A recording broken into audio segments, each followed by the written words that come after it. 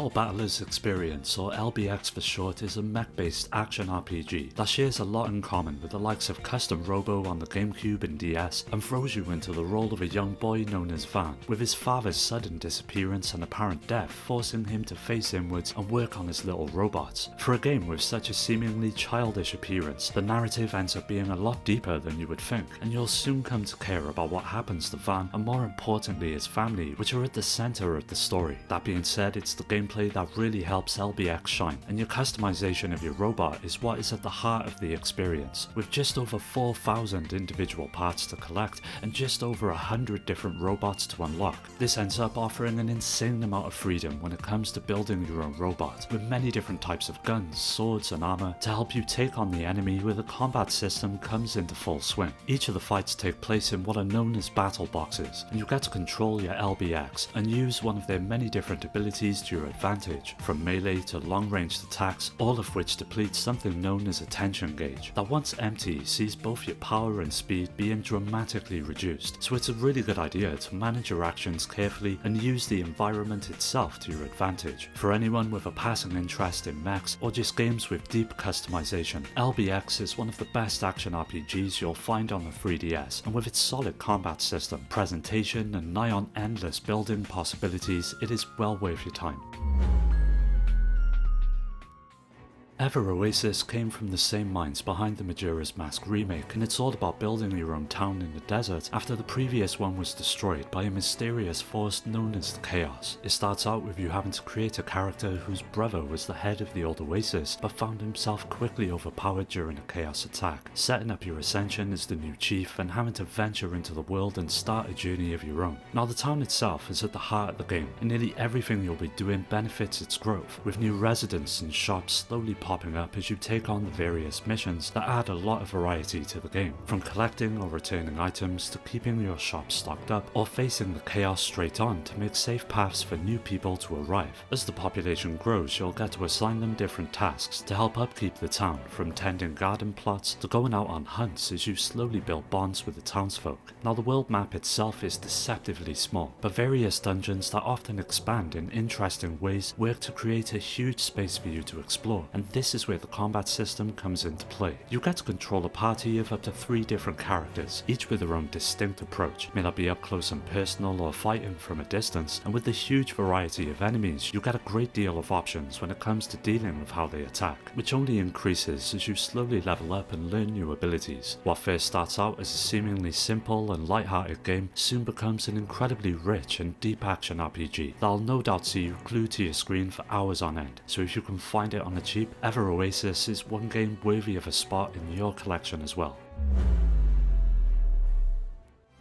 The Kingdom Hearts games are easily some of my favourite RPGs, and Dream Drop Distance on the 3DS is one of the best entries in the series, regardless of if it's held back by the hardware. The story picks up after the events of Kingdom Hearts 2, and centres on Sora and Riku as they must complete an exam known as the Mark of Mastery as they prepare for the return of Xehanort. For a new player, the story is pretty divisive and ends up introducing many different concepts and plot twists that made it quite confusing to follow, but for any serious fan of the series, you'll no doubt be able to keep up. When it comes to its gameplay, it's a lot like Birth by Sleep and Recoded, with you being able to carry out a series of basic attacks with your weapon and use a range of different action commands such as magic and special attacks to help keep the enemy at bay. Like many games in the series though, it does suffer from a bad camera system, and at times it can be a bit hard to keep track of what's going on, but by positioning yourself correctly in each arena, it does become easier to manage. Now a new feature in the game at the time was the Link system, which allowed you to team up with Dream Eaters, which are essentially spirits, and harness their power for battle. This option brings many different possibilities into the mix, and through the use of something known as the Link board, you can slowly begin to unlock new abilities that can be done by spending LP or Link points that are earned through combat, or one of the many minigames throughout the adventure. It ends up being a pretty in-depth system, and one of the game's greatest aspects, so if you're looking to pick up a new RPG on the 3DS, DDD will not disappoint, and with it also being available as part of the HD collection on home consoles, it's never been easier to play. with its roots reaching way back to the late 80s, the River City series has been around for quite some time, and with that many different games have come along over the years, but one that often doesn't get talked about is Knights of Justice, that took the franchise into the realm of action RPGs. It takes you away from the usual modern day setting and instead presents a world filled with castles and kings. That fits the more RPG centric theme of the gameplay, but what it doesn't take away is the tried and tested comedy of the series. That gives each of the characters you'll be meeting along the way a ton of personality that only adds to the overall charm of the world it takes place in. You're essentially tasked by the residents of a small town to help them vanquish the many evils that surround them, and as you do, you'll be visiting new locations and unearthing the truth behind the dark power that drives your enemies. Now the gameplay stays true to its beat 'em up roots and sees you being able to punch and kick and easily switch between your party members and pick up various items such as swords and maces that help make short work of your targets. As you take them down, you'll be earning currency, which then allows you to buy new moves, weapons and armor that increase your chance of survival when it comes to some of the more challenging moments throughout the game, with it being able to be beat in just about 6 hours. It's not exactly the most comprehensive RPG you're going to find on the 3DS, but Knights of Justice is still a solid experience, and for anyone who's been a fan of the series for some time, it ends up being quite an interesting spin-off that feels like a breath of fresh air when compared to the other games in the franchise. Digimon has had a long history when it comes to the world of RPGs, and ever since its first entry on the PlayStation, it's consistently provided some of the best games to come out of the series. One entry, known as Redigitize Decode, appeared on the 3DS and is essentially an updated version of a PSP game that comes along with a few changes and new content that make it one of the best ways to experience it. The story follows a young man known as Tiger, a top-ranked player of the popular game of Digital Monster, and after receiving a mysterious email, you're sucked into the game for real and find yourself in a place known as File City, where you've got to begin your journey of raising the most powerful and effective team of Digimon in the hopes of defeating a mysterious force that threatens the existence of the digital world. Now the combat is a blend of real-time action and tactical decisions, where you get to command your Digimon to attack but get to freely run around the arena. Here you've got many different ways to take out the enemy, and through training your Digimon you'll slowly unlock new abilities and traits that make them all the more powerful, so it's a good idea to spend as much time as you can nurturing their growth. Of course, a major part of the game, as with many in the franchise, is evolving your Digimon, and you'll be guiding them through 5 different stages that not only change their appearance but their stats and abilities as well. By carefully monitoring their training, food consumption and overall happiness, you'll slowly begin to unlock many different variations of the just over 160 Digimon in the game. Ultimately, Decode ends up being an absolute gem for Digimon fans, and with it now being fully translated, it's well worth jumping into. Final Fantasy Explorers is basically Square's take on the Monster Hunter series that took advantage of the franchise's rich history, such as its iconic characters and summons, and blends them with a fresh action RPG setup that became one of the handheld's most underrated gems. Set in the lush continent of Amostra, the game invites you to explore a sprawling world teeming with monsters, dungeons and legendary creatures, and while the story is a bit on the light side when compared to the traditional entries in the series, the game's simplicity and mission-based structure works extremely well. As I mentioned, the gameplay takes a departure from its turn-based roots and offers real-time action combat with a huge focus on strategy and teamwork. The different missions you can undertake come along with a nice amount of variety, which can range from collecting items to battling hordes of enemies or taking down towering bosses like Ifrit, Shiva and Bahamut. One of the most appealing things about the game though has to be its job system, which sees up to 20 unique roles to unlock and master, including classics like the Black Mage, White Mage, Dragoon and Monk. Of course, they all come along with a distinct set of skills, and having the option to customize your character further with new abilities adds a layer of depth that encourages you to try new things. Of course, a big part of the game at its time of release was its online multiplayer, but with so much to see and do, making your way through it on your own is just as enjoyable. With its extensive customization options, action-packed battles and well thought out job system, Final Fantasy Explorers is an absolute must for fans of the franchise.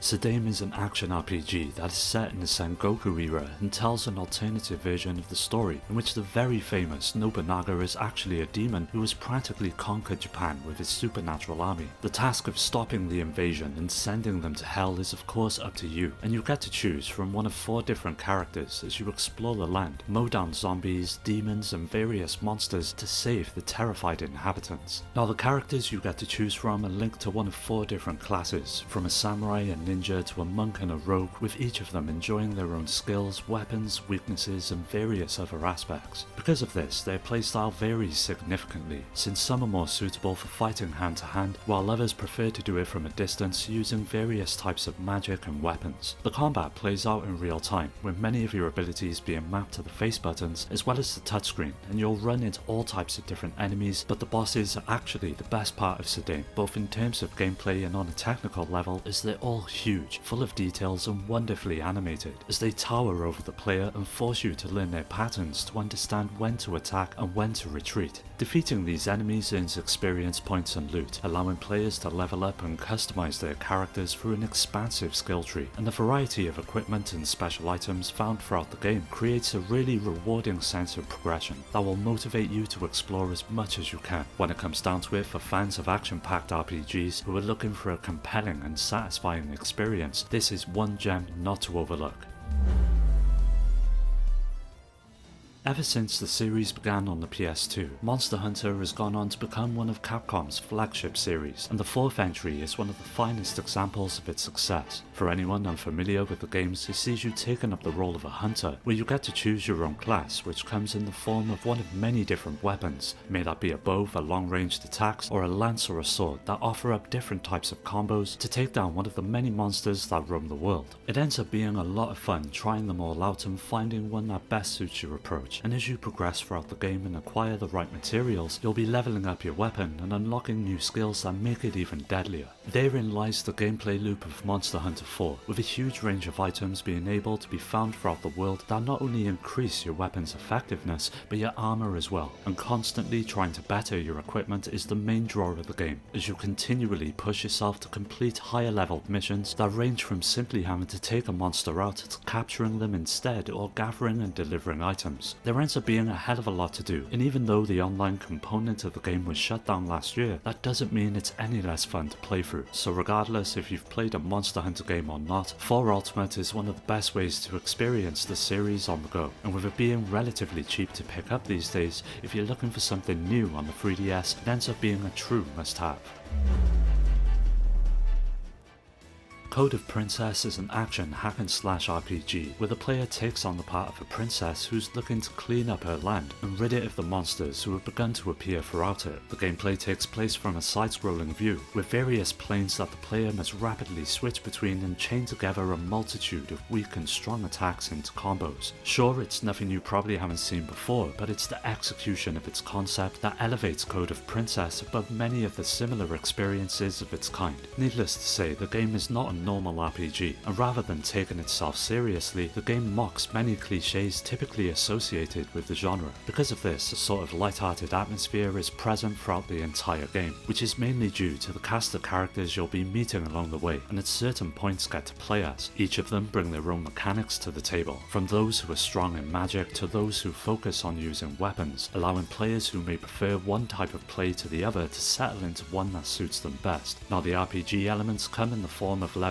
up, where you can apply your experience points to one of many different attributes such as health, defense or strength, which all have a noticeable effect out on the field. And when you couple this with something known as burst mode that allows you to double your offensive power upon filling your magic gauge, you'll become a nigh-on unstoppable force. Even though it is quite short, Code of Princess is still well worth the price of admission, and with it now also being available on PC, it's one game you do not want to pass up. Originally released for the Nintendo Wii, Xenoblade Chronicles is essentially a port of the classic RPG that brought with it a few new features that makes it one of the handheld's finest games. By far the narrative is one of its strongest points, and like most games in the genre, what starts out as a somewhat simple tale, soon develops into a grand narrative with several twists and turns, with some of them that you'll likely never see coming. Combat-wise, everything is presented in real time, and sees you commanding several characters who all possess their own unique moves or arts, that can be improved throughout the course of the game. It's not all about fighting though, as the game is clearly designed around exploring, and it really shows. Your quest spans 2 large continents, with you getting to take on over 400 optional side quests, and while most RPGs favour linear designs, this world practically begs you to go off the beaten path. Not only are there tons of nooks and crannies hidden everywhere, but the game rewards you with experience points and other bonuses for your curiosity. Now I couldn't mention Xenoblade without talking about its visuals, which look absolutely stunning on the 3DS. Of course, there were a few compromises made in order to get it up and running on the handheld, but the end result is still something truly impressive.